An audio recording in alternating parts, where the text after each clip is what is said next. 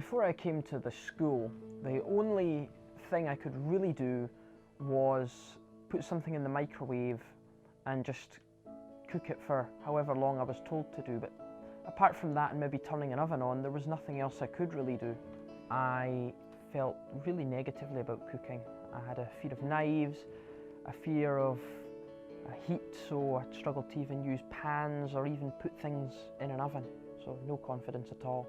One skill that I've really learned since I came here was chopping vegetables.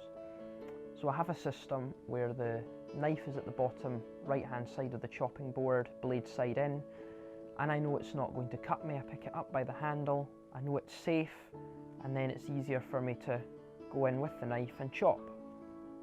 It's very important for young blind people to learn how to cook because you don't want to be waited on all the time. It's good to be able to cook your own food and know what's in your food as well, because otherwise you have to have ready meals which you don't know what's in them, and in my opinion they're not as tasty as when you make your own.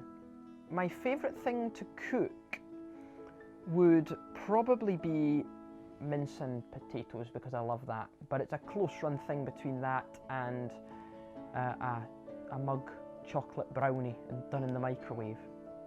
Now I feel that cooking is a real benefit and much more confident.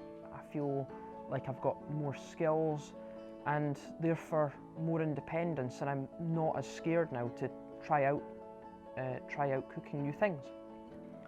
To eat food that I have prepared now, it feels like it's like success. Although sometimes it may not taste amazing, it's like I know that I've made it and I feel quite proud of myself because I've had a go at making it and I know I can do it.